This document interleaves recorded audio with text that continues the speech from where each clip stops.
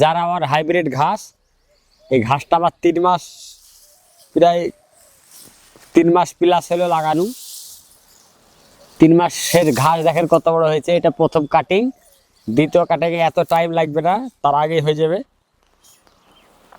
দ্বিতীয় কাটিংয়ে এই যে মোটামুটি 7 দিনকার ঘাস, এগুলা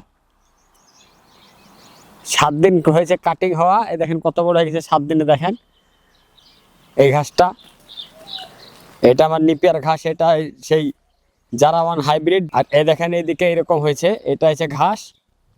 এই ঘাসটা দেখেন পুরো 7 ফুট, প্রায় 8 ফুট হয়ে যাবে, 8-9 ফুট উঁচু। আমার হাইট 5 ফুট, 2 ফুট ওপরে হাফ তুলেছে, 7 ফুট ওপরে এখনো 2 ফুট আছে, প্রায় 10 ফুট এখনো হাইট হবে। এই ঘাসটা আমি কেটে গরুকে খাওয়াচ্ছি।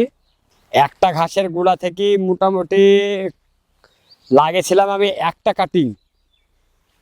কাটিং থেকে প্রায় 20-25টা ছোপ বের হয়েছে। দেখেন দেখেন একটা কাটিং লাগিয়েছিলাম, একটা কাটিং থেকে কতটা বেড়েছে, 1 2 3 4 5 6 7 8 9 10 11 12 13 14 15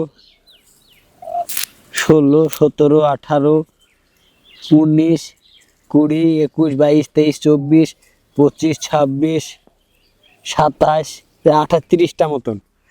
একটা কাটিং লাগিয়েছি, 30টা ছোপ বেড়েছে। এই ঘাস মোটামুটি 3 কাটিং হতে হতে একটা ছোপে 25 কেজি ঘাস হবে। গরমে ফলন, এ শীতেও ফলন। এর প্রোটিন একবারে ভুট্টার মতন। ভুট্টার যত পার্সেন্ট প্রোটিন, ভুট্টার থেকে ম্যাক্সিমাম 2% প্রোটিন, আর বেশি ভুট্টার 16 থেকে 18% থাকে মিল্কিং স্টেজে।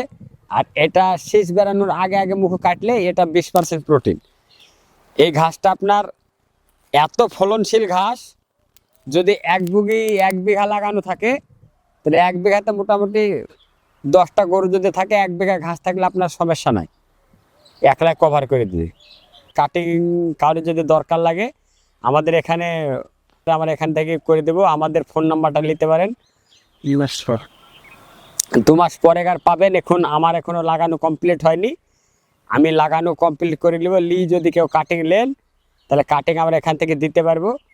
কাটিংয়ের জন্য যোগাযোগ করবেন।